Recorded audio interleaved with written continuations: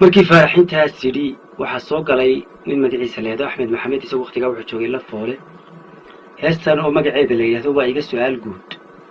ayuu isaguna soo tiriyay wuxuu yiri heesahan silsilada su'aalaadkan daba yaal maansadan sifnaa badan ragga soo dirow nabad marka xiga sakalihii lagu sirayay doqontee sibigana ka weynay war miyaad salugteen waa maxay sawaxankani kaftan suuban weeye saroog iska socotee heelada salka u dhiga sulufkii abaarteer isa seegan waxa dhigay cabdo seeflaboodiyo sidigtii hadraawiyo suuriyadii la ceebsaday ruuxii saboolihi caanatee la siiyo sidka dhalay ma deeqaan saddex ariya reerlihi sixiseed ma gaadhaa geedkii saroo baxay saawiri ma legedaa arigii sodonaha saka goys miyuu yahay sibiq loo dhaqaaqiyo hindiwaas ma socodbaa geelii 9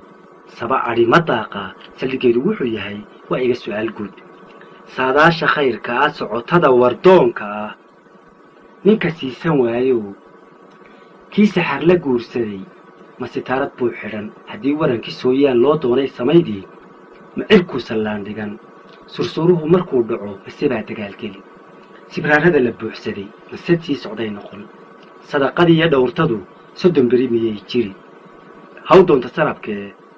sadqoomuu ka nabadgeli goortuu sultaarana simbiriirix mawdayn saldhigeedu wuxuu yahay waa iga su'aal guud ruux araggu siimoo indhuhu ay sawaabmeen guruuxyada siraad kale rabbisaan cad kaga xidhay ma socdaa habeennimo sayn cadaaga gaalkii siday diintu leedahay rabbi ma u sujuuda waa eri su'aale saxariir ma nolol baa sixi waaye anigu yee sakaraad ma raystaa kala saari waaye sadaqadii ma siinbaa saban xume hadduu dhaco sahan li'ima geedaa saar laac ku yaallana saawiri ma goysaa ma sareeyo aadmiga ma su'aalo ceebaha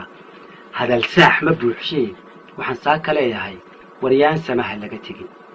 iyadoo sidaa tahay ninka saxarla laga dhacay yuu seefihii dhigin yaa seexo lagu karin yuu siisan qaybaha saamiga rag kale dhigay silicay ku nooshahay yuu saawayn yuu eegan sumadiyo laansaarka beenta ilay waa sidirigame saayaanu kaga hadhin